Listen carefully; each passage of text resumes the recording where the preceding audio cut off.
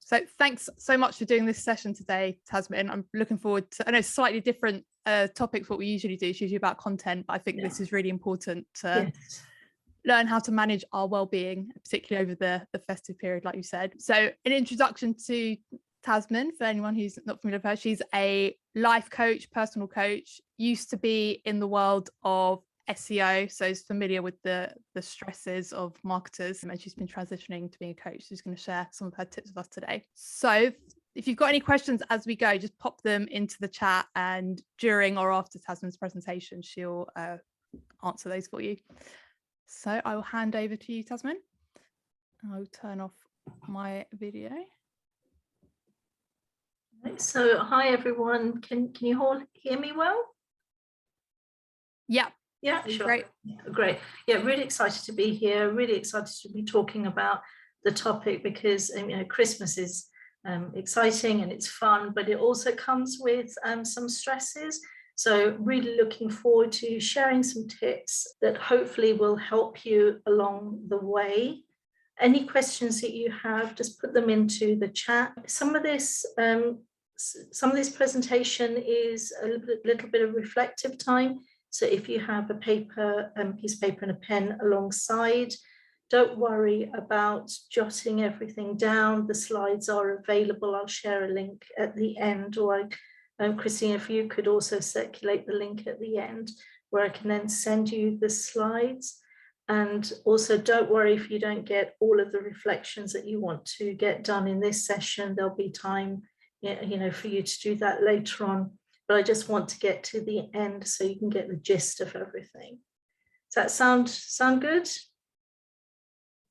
Sounds great. Okay. Right, I'm just going to share my screen. Okay. So hopefully you can see the title page of the screen. It's about managing well-being over Christmas. So the things we're going to talk about today is for you to have a think about what Christmas looked like before, what your current situation is, your perfect Christmas, a little bit of a brain dump and audit, and some notes on self-care. Now, I think the brain dump will probably take the longest time. So again, if we don't get through it all today, then you'll have the slides and you'll be able to do it in your own time. So previous Christmases, what did they look like for you? Were they filled with family, filled with friends, lots of social, not social? Just want to ask you to spend a few, maybe about 30 seconds or so thinking about that. And in particular, what worked and what didn't work? So was it always family? Was there a lot of food? I'm guessing there probably was. And within that, what was the cause of stress for you the most? Are you okay to start having a little think about that? Yeah, okay, I'll just give you a few seconds. So again, what did Christmas look like before? Obviously, last Christmas was very different from probably all of the Christmases before, but before COVID, what worked for you at Christmas, what didn't, and historically, what was the source of stress, and how much of what you did was because you wanted to do it or that you felt pressurized by others?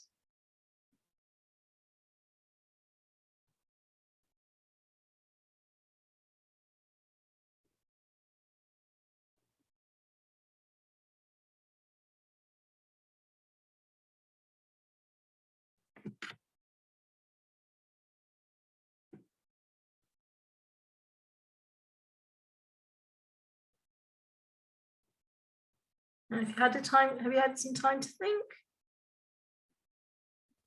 Yeah. Does anybody want to share what they have written? Yeah, I think in terms of enjoyment, I enjoyed spending time with like family and friends and being with people, but probably saying yes to too many social events in the lead up, which felt quite overwhelming. There'd be like 8 days in a row of seeing people because I felt too bad to say no. Yeah. It's so common because you get carried away with the excitement of it. But after a few days of, finishing a day's of work and getting ready and going out yet again, and it's cold, right? It's not like you're stepping onto a wonderful sandy beach. It can get quite draining. Yeah. All right. So then I want you to think about this year, what is your current truth? Because with a couple of years that we've had, there's been impact on finances, for example. Family dynamics have changed. I know that, for us personally, we've lost a few people in the last year or so. So that will also play into what our truth is this Christmas. One of our children is moving away this year before Christmas. So that's going to have an impact on it. So what is your truth this Christmas? And in addition to that, there's still concerns about COVID, the new variant. Some people are more comfortable mixing this year. Some people are not so comfortable.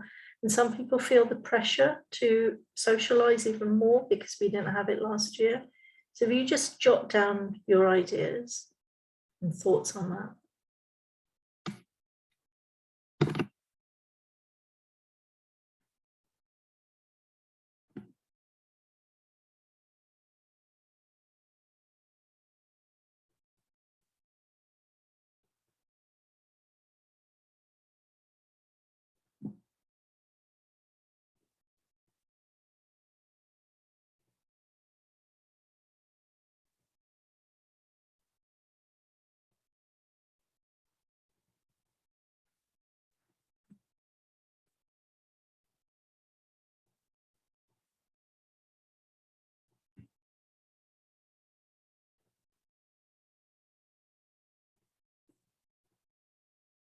Is that enough time? Do you need any more time?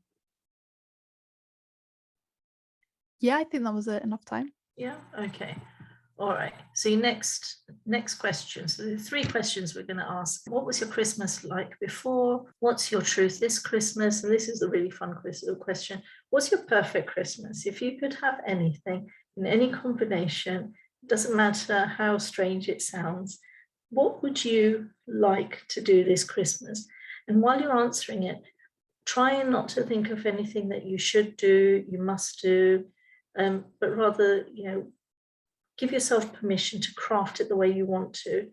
How much time would you spend with family, with friends, with yourself? And remember, you don't have to fill every moment of every day. So go for it. Perfect Christmas. What does it look like? Have you designed your perfect Christmas? Is it going to be great? It hopefully. Okay. All right then. Now, brain dump time. So this is a bit like your to-do list. And I don't know if you've already crafted your to-do list for this year, but what I want you to do is start writing down the things that you need to do, things you need to buy, people you need to meet. And while you're doing that, start auditing yourself. We probably, I'm not going to spend a lot of time on this right now, but just so that you get the gist of it. So if you're going to write, must buy a present for every single relative that I have and the next door neighbor and this person and that person, but your truth tells you that actually money is a bit tight, just start auditing yourself. If on your list you're writing things like, must find time to meet this person, and you've got 10 people to meet over a short period of time, again, start self-auditing yourself, because if that's not really what your perfect Christmas looked like, then why are you doing it? So just to recap, it's do a brain dump of all the things that you need to get done. And based on your Christmas past, in that list, are there any potentials for stress? Based on your truth,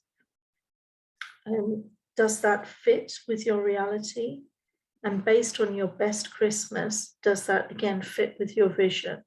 So does that make sense, Christina? Yeah, that does. Yeah.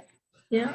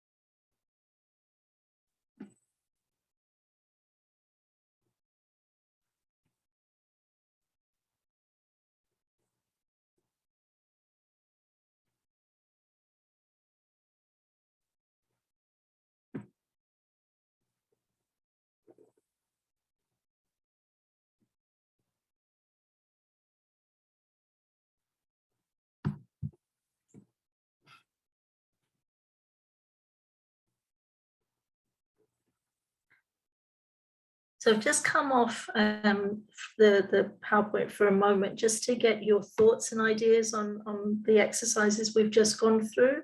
Has anybody had any thoughts spring to mind, anything that they think would be useful to share? If anyone has any thoughts they want to, feel free to put them in the chat. I'm happy to go as well. But what I think one thing that's been used from the exercise is sort of acknowledging that a big stress point is leaving presents to the last minute, and that just can get very stressful, just trying to get the perfect presents. I think doing that audit of thinking who do I need to get presents for, and try and get them done by a certain date, even if it's not perfect. It's useful friction. And there's such a lot of pressure to be perfect anyway, and it seems to be heightened at Christmas. Thinking, why? As a family, we've said this year that we're actually not going to do presents at all, apart from the little ones, and there are only two of them. We're just not doing it because everyone's got what they need and what they want, and everyone can cope. That sounds refreshing. Camilla, it's interesting to reflect on what you actually want for Christmas. We're always so busy that we don't have time to reflect around this time of year.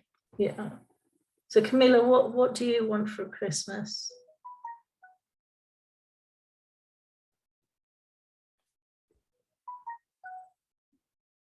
I think for me, all I want is some quiet time and a good book. A good book would be good. Yeah, that sounds amazing. Oops, what have I done here? Am I unmuted now? Yeah, you're free to talk. Oh, cool. Yeah, it's actually really hard to say, to be honest, because like I said, I've never really reflected on it before, and I think there are just so many traditions that you just kind of get caught up in doing the same thing every year. But I think what Christina said about, feeling a bit overwhelmed with having so many plans. Yeah.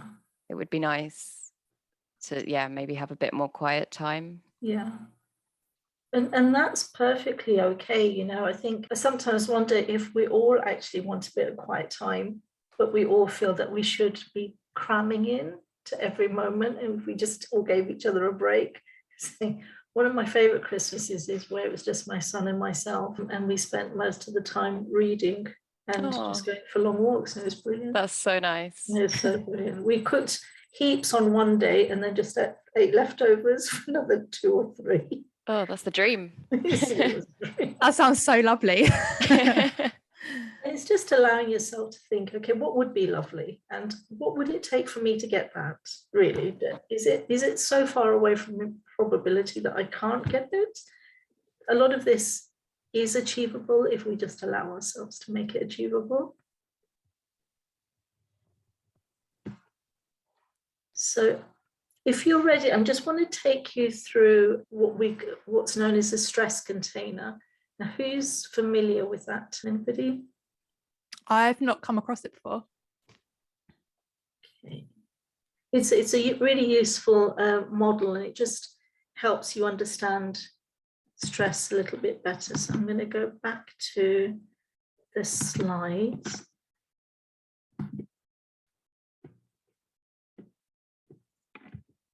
Okay, so I'm going to go through stress container, self-care, and the power of communication. So stress container, this is a model that's used a lot by Mental Health England, and it's basically a model that determines a person's vulnerability to stress. So if you are in a certain situation where you've got lots of things on your plate, or if you've had a bereavement in the family, or health issues are giving you problems, your stress container becomes smaller.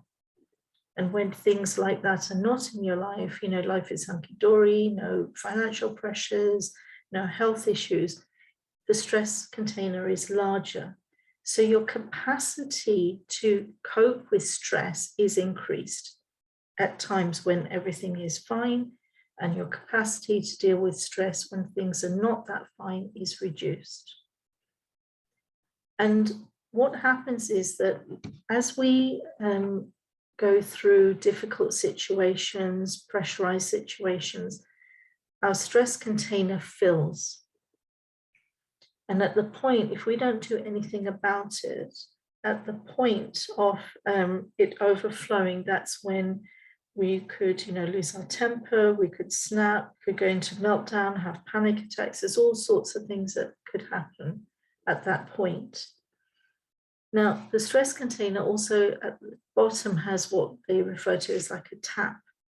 And you can let out stress by doing certain things. Now, these strategies of reducing the stress in your container, there are helpful ones and unhelpful ones. So unhelpful stress coping strategies are things like drinking, substance abuse, and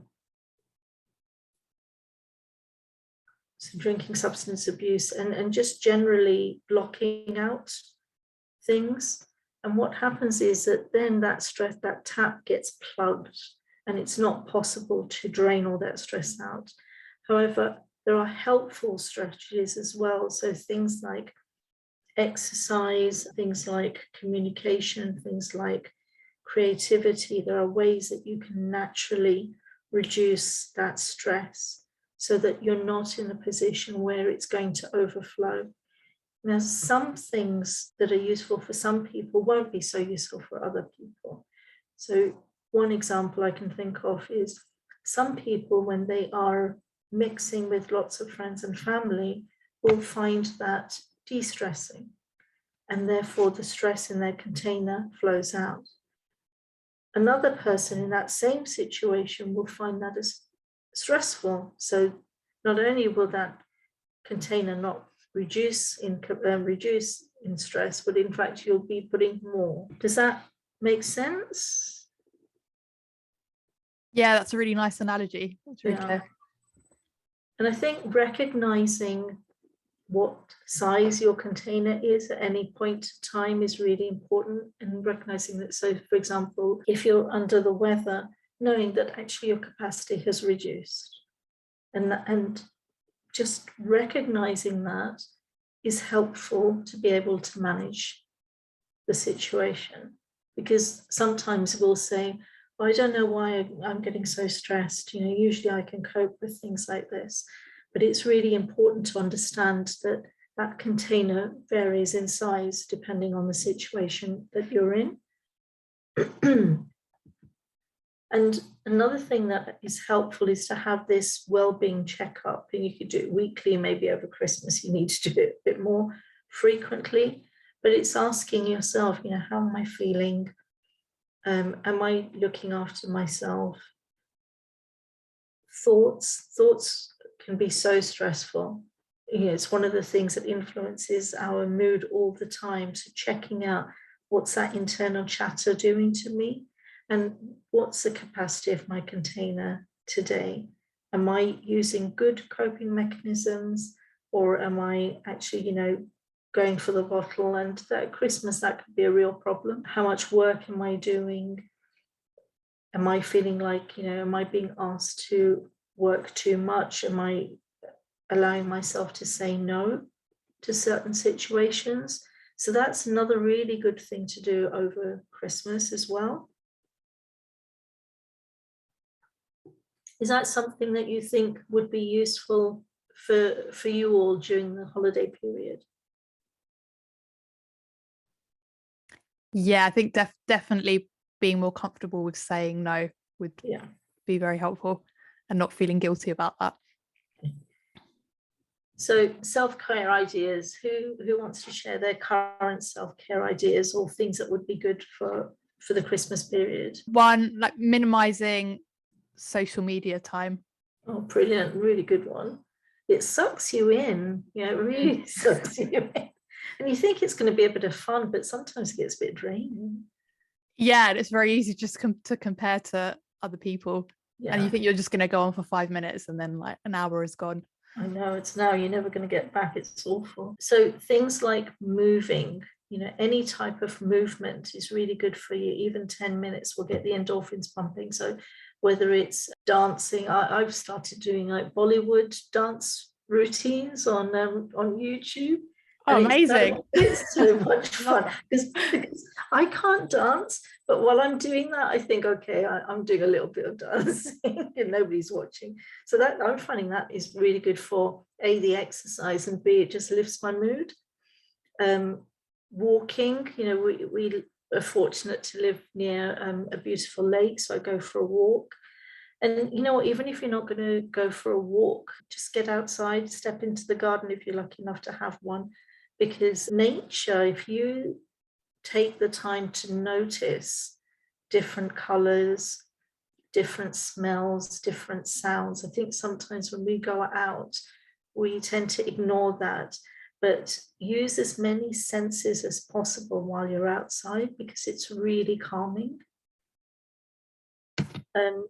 Laughing, whether it's a funny film or a chat with a close friend. Somebody mentioned laughing yoga to me. I've not tried it myself, but it could be a bit of fun. Meditation, I don't know if anyone in the group is into meditating, but I'm happy to talk about that if you want. And creativity, sometimes, especially if we don't have anyone special to cook for, there is this for some people, they might just reach, for a box of cereal or whatever, but, spend a little time creating a really nice meal for yourself, or whether it's writing, journaling. Now, how do those ideas resonate?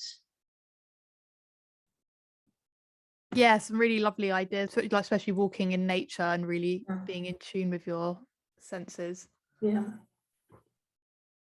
I mean, I've been guilty of not doing that, just thinking, okay, I'm going for a walk, I just walk.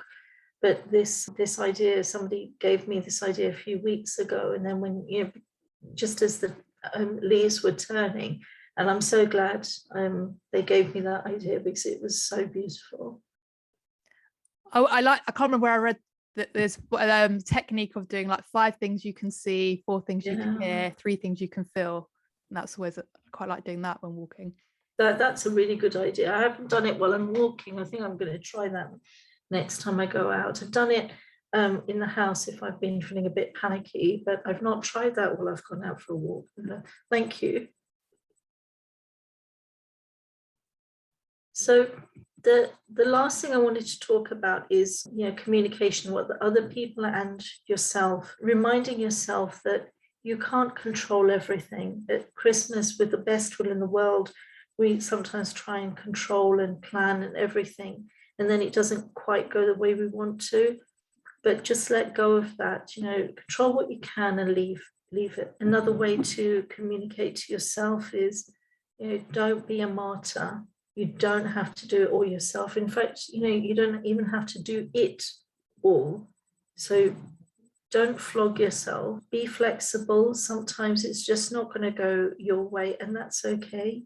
And this power of exception, that people are different. I think when we're planning something big, whether it's a wedding or a Christmas event, we want it to be just so. It's not going to be, because people are so different, and that's okay. And the perfectionist element, Christina, you mentioned, the perfect present. So much pressure. Just get it off your shoulders, because it doesn't serve you any good. And Christmas is meant to be fun. And with the fun, power of humor. If things don't go right, if things fall away from what you thought was correct, just laugh about it. And, and communicate with your loved ones, communicate with your close friends, talk about what you're finding difficult, what you're not sure about, whether you should do or not. With this, with family, have that open dialogue that, I really want to come to this event, however, I'm feeling like this, or I want to see you all. I won't come for the dinner, but I'll meet you for coffee because that's going to work better for me.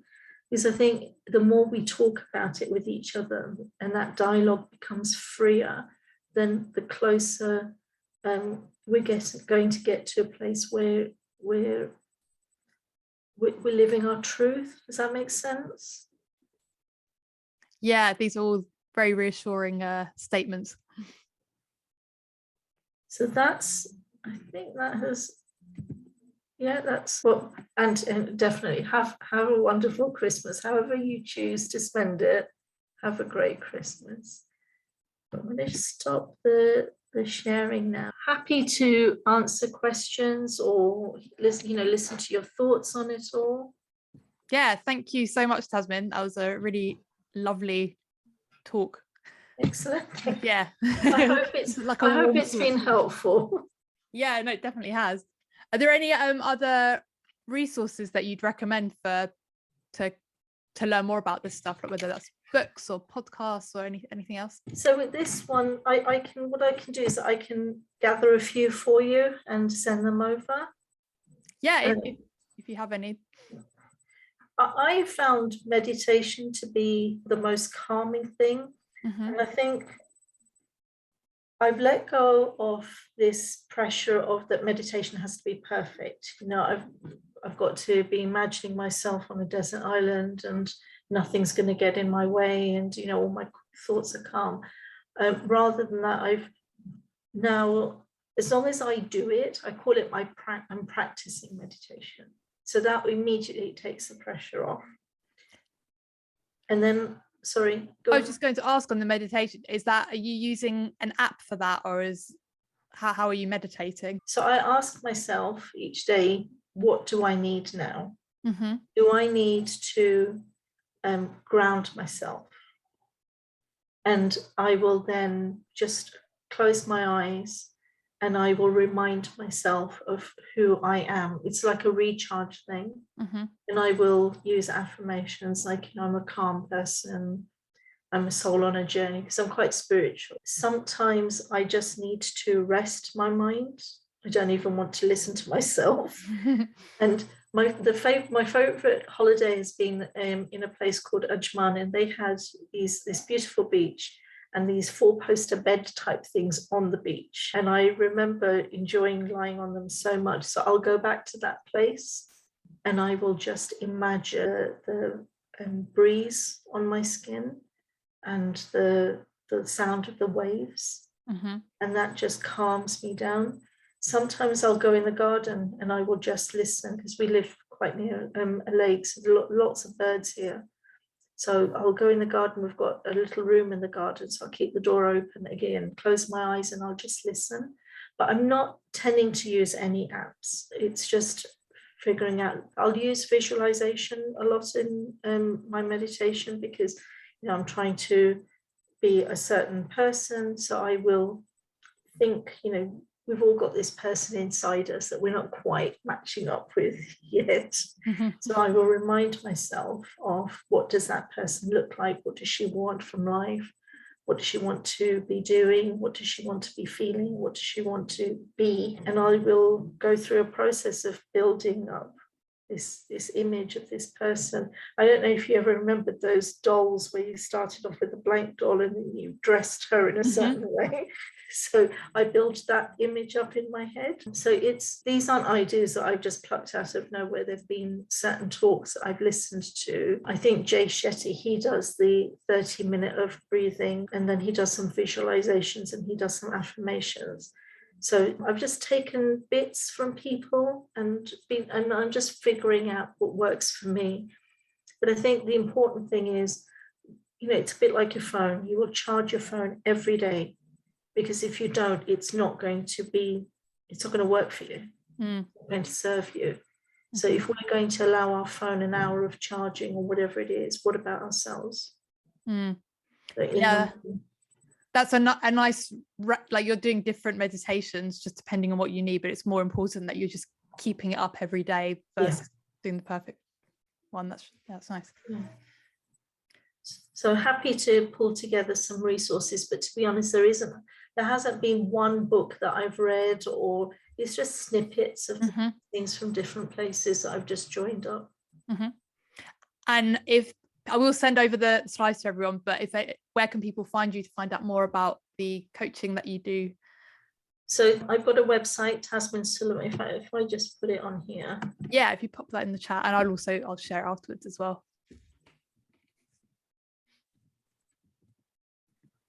And in fact, on the website, there is a tab for resources. So if you just click on that and email me, and then I'll send the slides over. Oh, amazing. And then you can share that with your wider group. Okay, that sounds good. Yeah. Well, thank you very much for your time, Tazmin. You're very welcome. Sharing all your advice. That was really useful. That's really, I hope it's been of use. And, you know, at any moment when you're starting to feel a bit wobbly, allow yourself some time away. Just step into another room, and maybe before Christmas starts, you know, have some self-care ideas, whether it's a 5 minutes or a 10 minutes. You know, when I listen to this song, I feel better. Just have it in place before Christmas starts, so you know that you've got backup, because at that time it's very difficult to be creative. You know? Yeah, having the plan there before you're in the midst of stress. Yeah, great idea. Yeah.